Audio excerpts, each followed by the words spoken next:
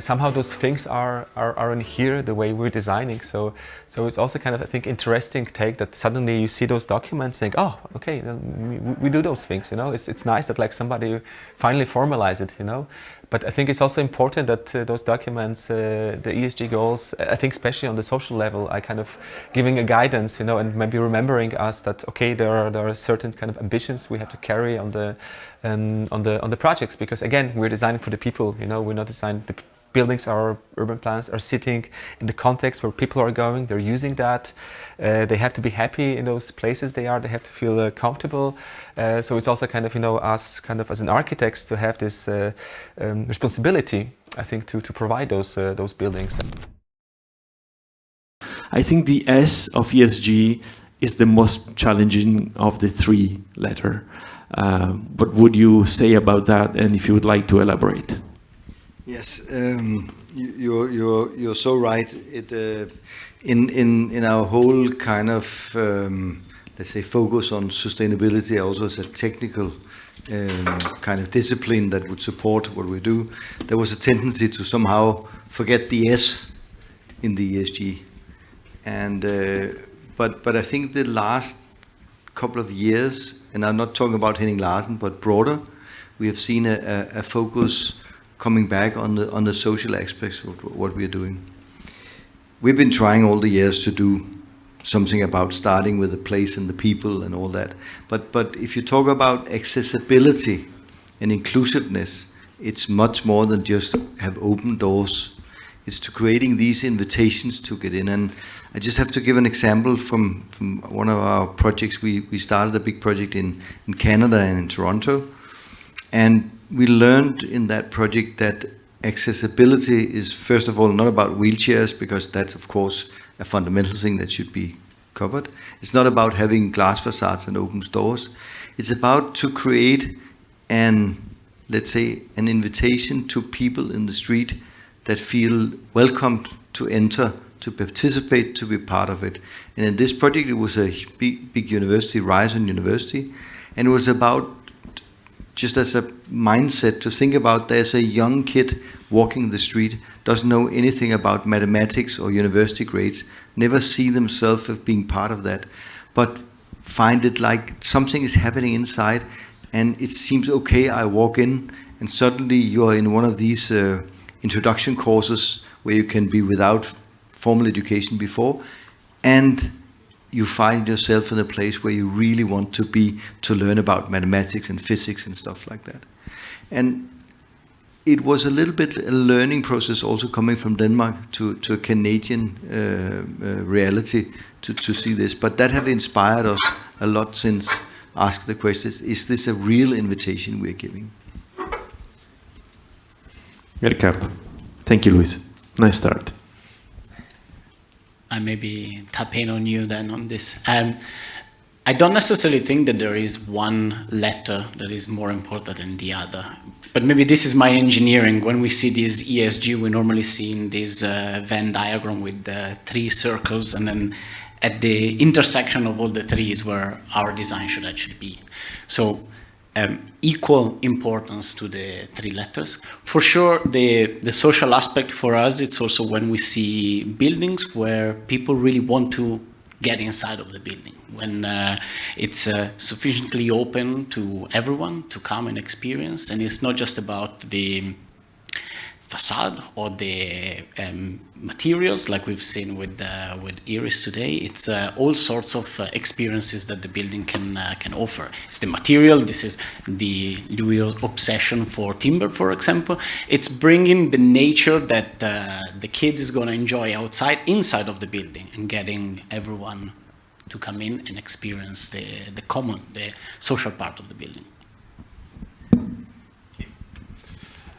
Yeah, I think I come from another scale than Henning Larsen works normally, so I have to answer in my own way. But I think that accessibility is something that happens in all different scales. And since I'm very interested in materials, I will take that as an advantage point and that as an introduction, because I think that even the material needs to be accessible. So what we try to work within our architecture is ways to showcase how like the translucency of a building, so that you can see all the layers that a building is conceived of by looking at it.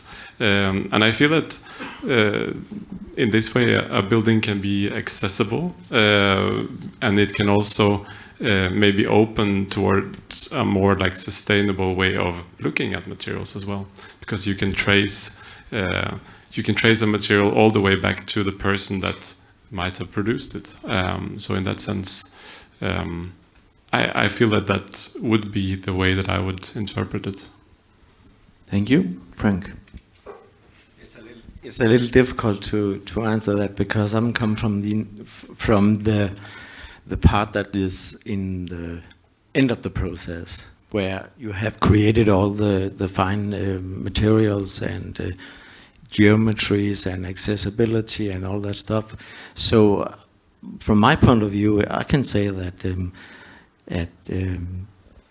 I do hope that we can be able to, as a contractor, to contribute to create all those dreams for all of us, because as a contractor we also have dreams. So in our latest projects we can actually feel on all our builders that they're very happy to participate. And I also do hope that all our advisors and architects are happy to join us as well.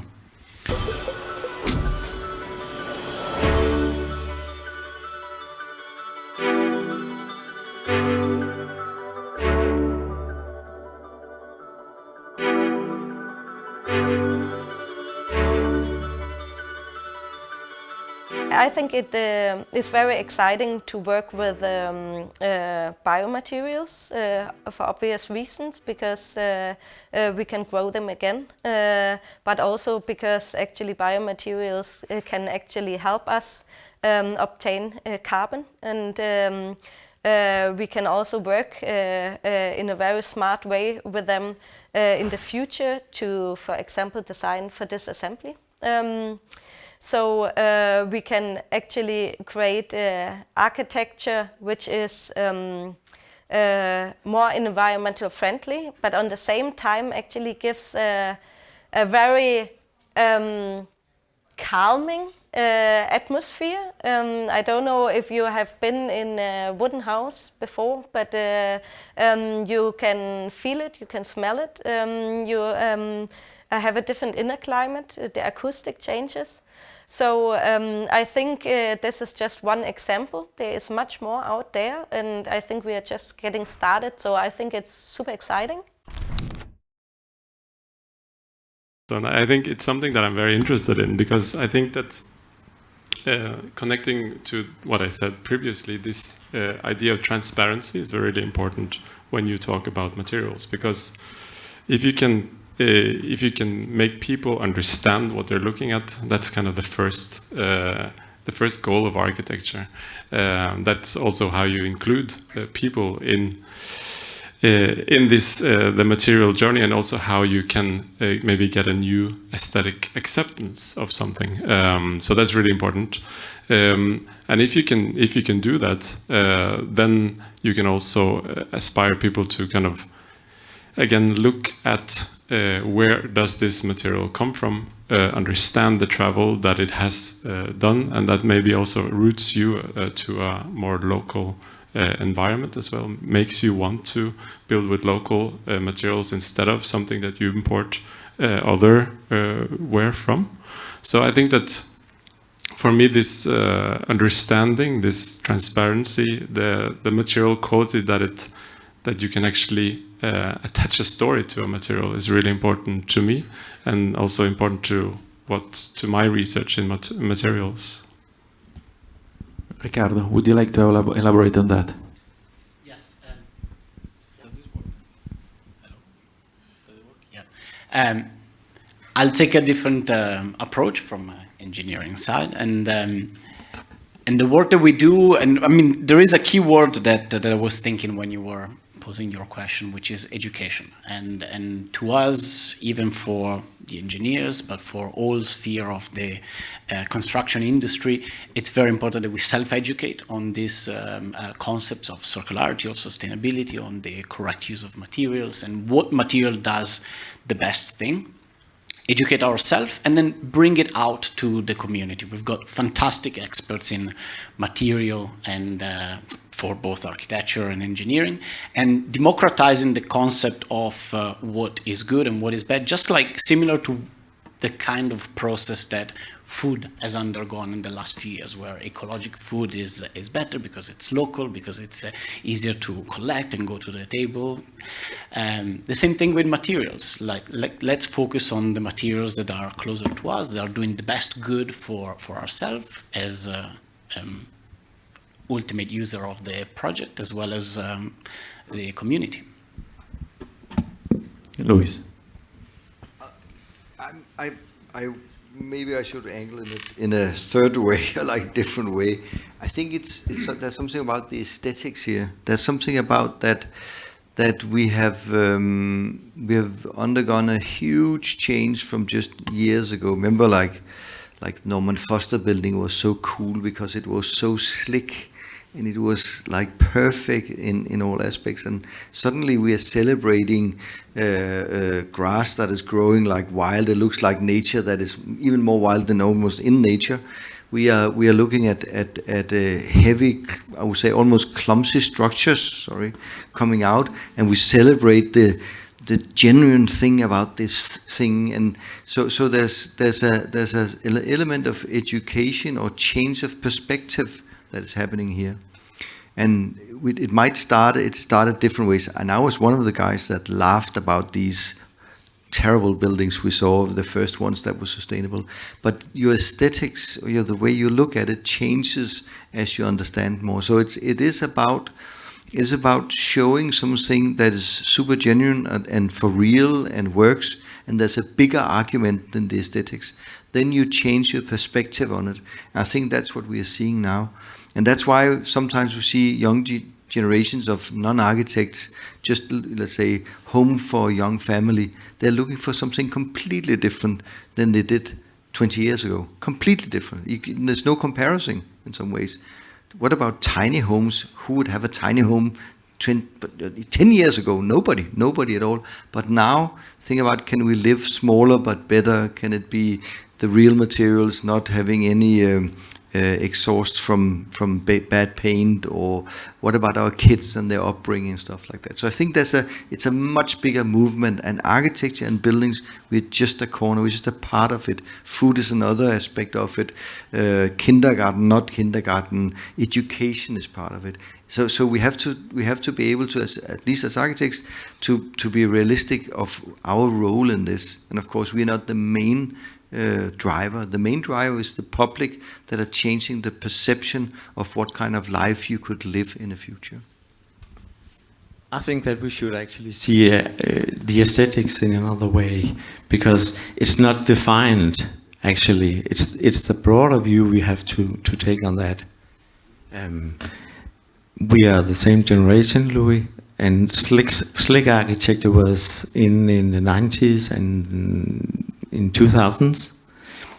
It was just another architecture, slick architecture, but in a way it also contained all the things we have today, but in a smaller scale. So I think more or less that there's not so much new for me in it. We have seen it all before, but it's just we need to see it in another and broader perspective, and perhaps put together in another way.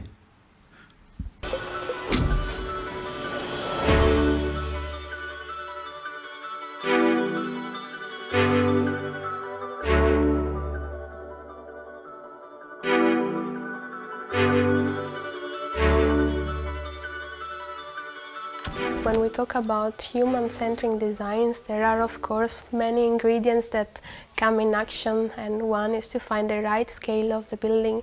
The other one is for sure on how we make the outdoor places and people that we want to walk and sit down, they are actually a good place to stay. Also in terms of microclimate, how you make sure that you are comfortable there. So it's understanding how our building can somehow extend the comfort season and maybe protect from the wind when it's a too windy place, or maybe make shelter from the sun where the place is too hot. So this of course really changes from place to place, and it's something that we really looked at in a site-specific way every time that we design.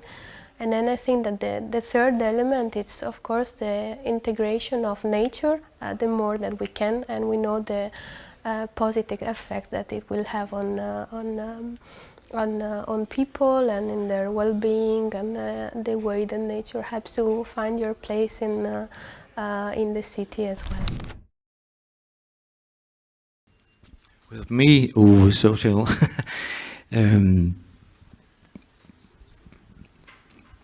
I think it's maybe I'm not the right to begin with, because I'm not a kind of guy who actually, so to speak, evaluate things so much and give characters and evaluate in that way. I feel more if it's good or it's bad. So how can we evaluate? I'm not sure how to. When you enter your website, I noticed that you say you're a construction company. You don't say we build, you say we create. I find value in that. Yes, we create. I think it's because we're not the only contractor who says that actually, but we say it because we are also architects and engineering guys. We have a lot of ideas, and I think that we are part of the solution to bring, I've said it before, the dreams come true. So that's why we write it on our homepage like that. It was because we wrote it on our homepage like that because we contain more than builders, I would say that.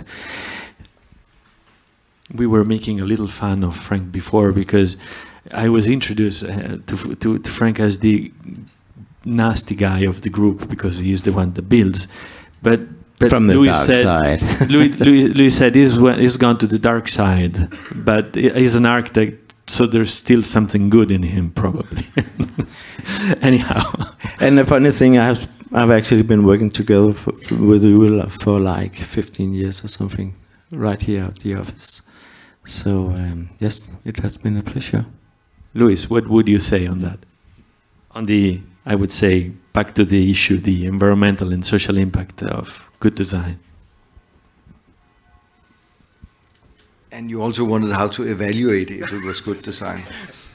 I think, to be honest, it's super difficult to evaluate at the moment. I think things are changing so rapidly that what 1 week seems to be the right thinking is going to be surpassed by new ideas, new possibilities, which also is rooted or in technology and perspective, but also that people's imagination, or it could be architects here, are kind of much wider than it used to be. I think the tradition is kind of challenged at the moment because you cannot just tie it to, let's say, it comes out of the modernist movement, or it is a classical way of looking at things, or it doesn't work anymore.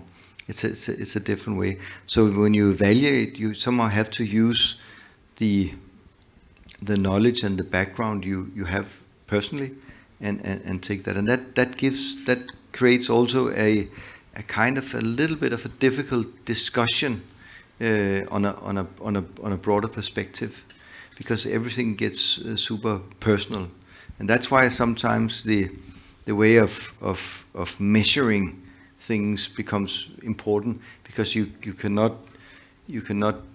discuss the numbers, but they at least hold you at some point. And Martha Lewis, who's sitting here today, is kind of really a master of understanding the impact of materials.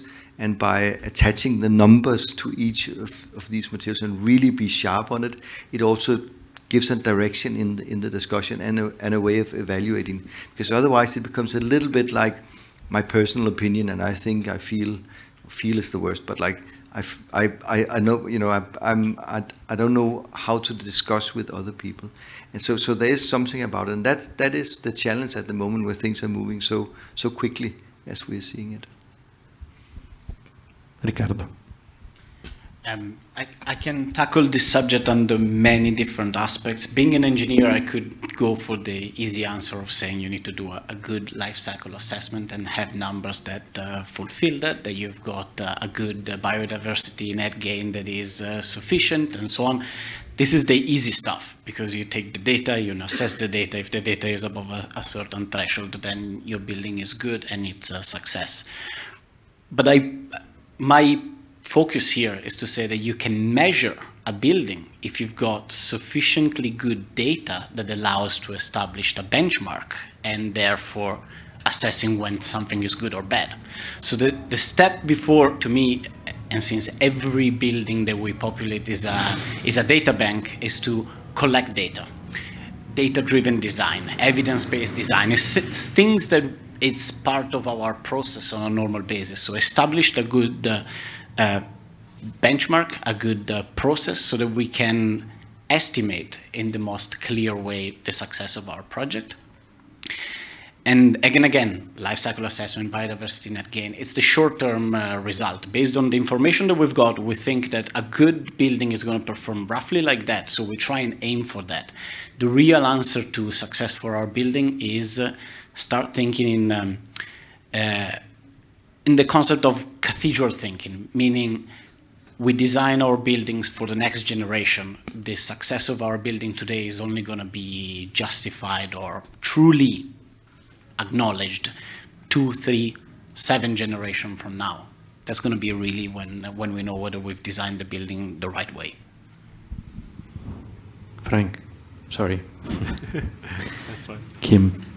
Yeah, as Louis said, I think this is it is in a way subjective, but I'm gonna try to talk about it from my point of view, which is the small scale. I think that for me, a success criteria is if I can inspire other users and other use cases. I can be kind of the enfant terrible and try to question both what materials can we use, what materials is part of the home in a sense, but also on the other hand, instead of like you say, Ricardo, measuring, also questioning what we're actually measuring. Like, do we actually need this material to perform in the way that we associate the performance to it? So like working with wood is incredibly interesting because it is something that we all have a relationship to, and we kind of give it leeway because it is a little bit softer, it's a little bit more fragile than other materials that we use in the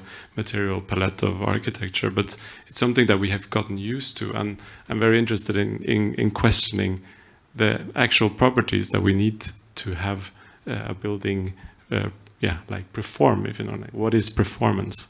And I think maybe that opens up to a totally new thing and a totally new discussion, but I think it's something that we need to have, because trying to nail down or pin down a success criteria is difficult. I think it's more about having the discussion of what is success and what is the criteria and what is the data that we're measuring on.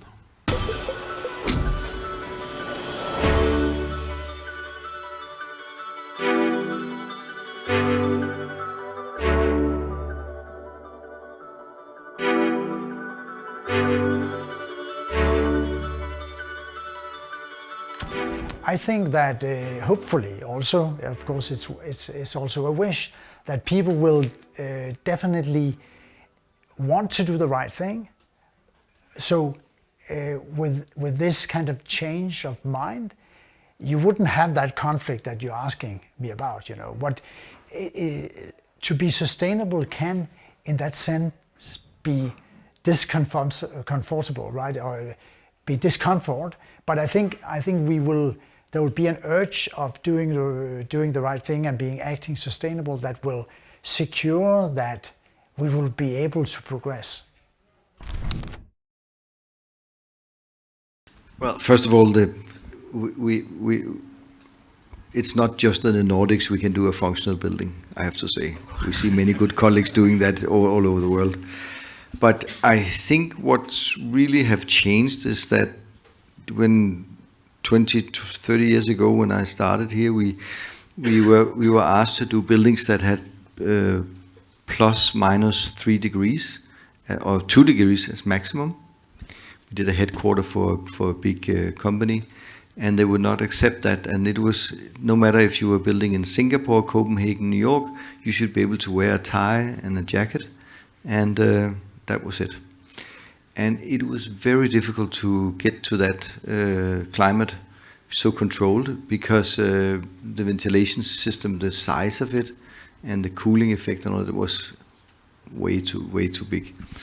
Now we see a celebration of the different seasons happening much more, and one of the things that we also see in architecture is that if you do a project where in an office building where you can't open the window, the protest you will receive from people will be like unbelievable.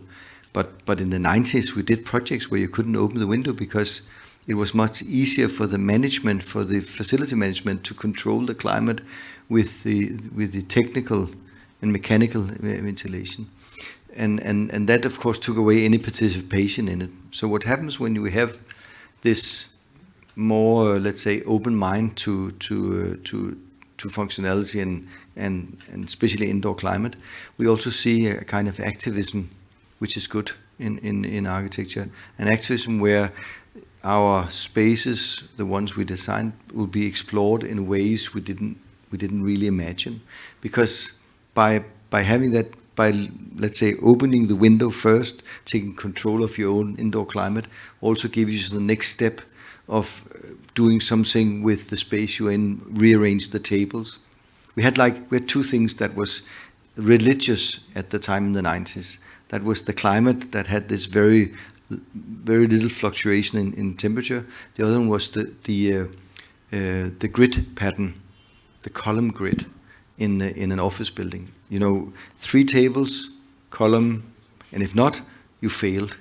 Today, if you do that, it looks a little bit old-fashioned in a way, because people never organize like that. You will organize differently because you will, in different groups, organize your workspace accordingly to how you think it should be, and not the management deciding.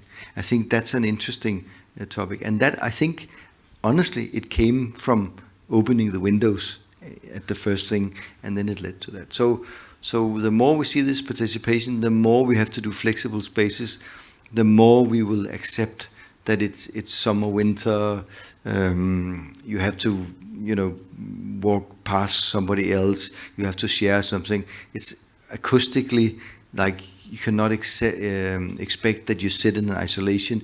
You will share, and you could hear voices in a distance, but positively that's other people working with you, maybe not in your group, not in your team, but next to you. So I think we're looking at something good, something really good. Thank you. Riccardo. Functionality. I think stop taking buildings for granted, just as a commodity, going in and using it, but understanding better how they work from the moment that Frank is building them, from the moment that it's designed, opening up us as professionals to communities, explaining more, like the exhibition that Henning Larsen arranged, like explaining source of the material, where do they come from, how do they come together, how it's getting built, how it can be harnessed in different ways.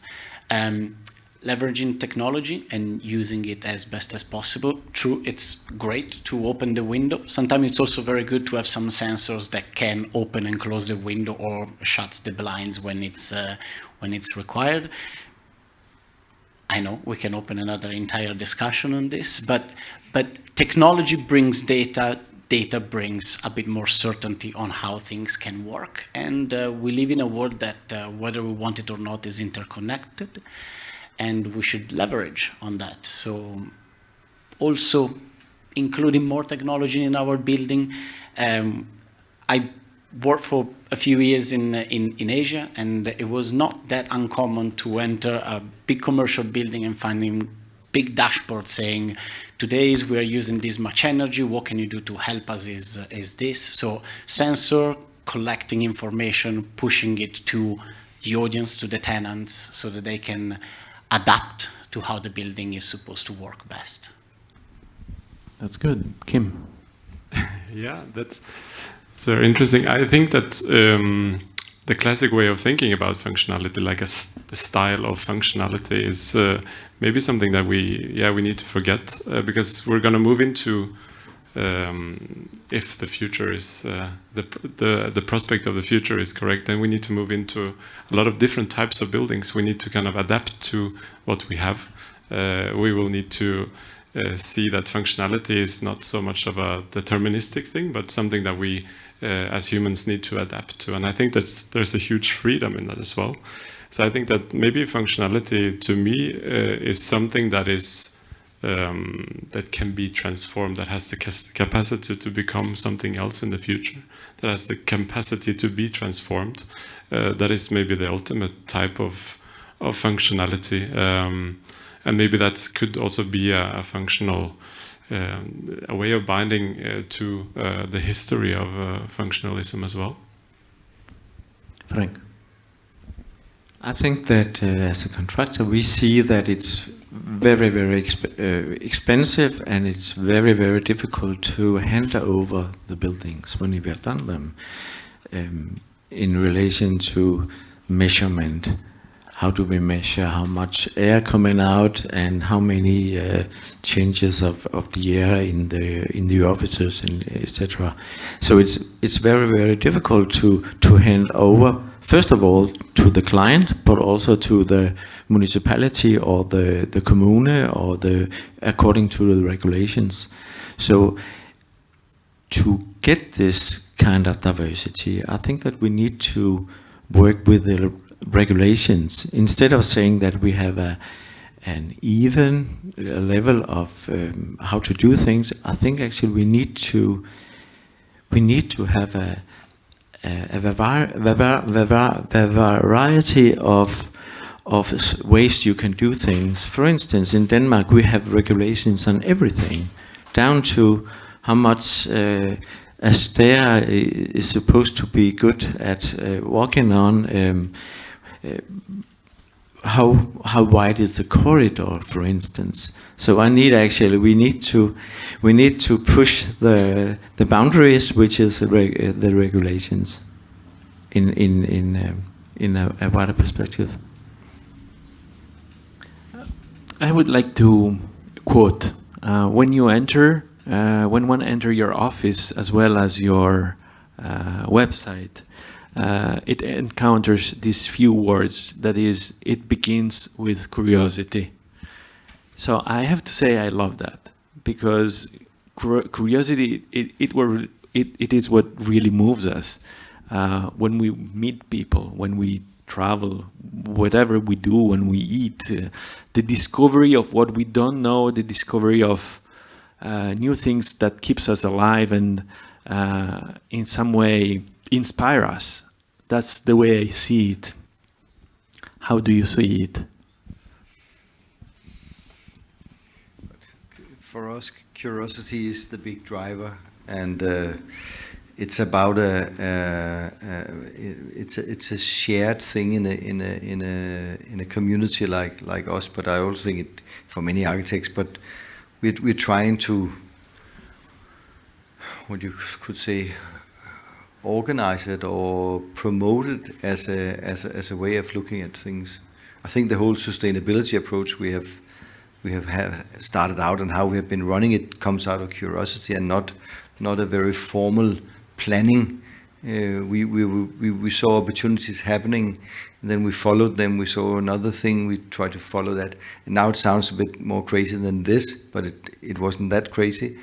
But if we look at a project and we, let's say, already from reading the brief says, I know exactly how this should be, it's a little bit boring process to run through the whole creativity, or the creative process dies. And what happens is that it's typically only one or two people that have this idea, and the rest I just have to follow. But I think it's if we work on a project, that we see it as a team where everybody have a voice and have a stake and can come with ideas, then curiosity is a very good way of doing that. It was very much part of the Henning Larsen time when I started here, and he was very curious with everything. So we had very strange people working here. We had parrots, strange animals. We were building models and tried water pools in the studio that could leak in the floors. We had all kind of problems with it, but it was super fun, and it also brought in this playfulness into the design process. And I think and this is the good thing, looking at what we're seeing happening at the moment, and not just Henning Larsen, but more broad, and especially, of course, in younger studios. It's a very playful approach to architecture, not this dogmatic old school that if it doesn't fit modernism or classicism, or this is it heavy enough? All of that, it doesn't really matter if you work like that. So there's a liberating element in being curious. Okay. What would an engineer say? An engineer would say that all engineers, when they were a kid, they fell in love with engineering because they either broke something and tried to fix it, or they willingly open it up and see what was inside. Or in my case, going out of construction site and see what they were doing out there. But curiosity, yes, it's what drives us, particularly in the early stages of project. It's the curiosity of understanding what is the client actually wanting. It's the curiosity of saying, what is the architect actually meaning with this sketch? Which is not so easy sometimes to understand.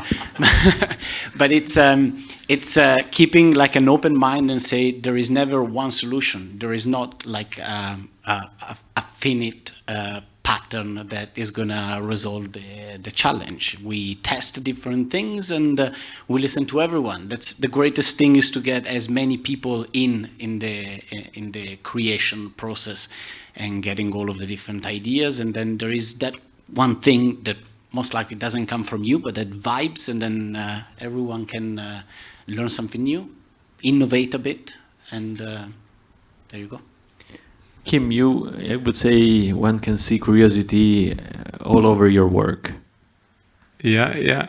I think maybe it is very, very much the driver of what I do, and maybe I don't think of it as curiosity, but I think of it as trying to experiment with something, and being very serious about curiosity. I don't know if that can be done, but I think that's what I'm trying to do, and I think the fact of being serious is kind of because when you start an experiment, you're very naive, but this naivety is exceptionally important, because otherwise, if you weren't naive, you wouldn't ask this question. So I'm trying to be very serious about being naive, because that could actually bring something new to the field. For instance, I think that we need to start designing with material opportunities. So we need to, like, instead of look at what we want to build, we need to look at what can we build it with. For instance, that's being curious in a very serious way, and I think that's something that we need to really need to do, because we need to change, and we need to change fast, in a sense. Frank? I think that we need to bring all the parties as early as possible into the projects, because we are all very curious and we have a lot of ideas.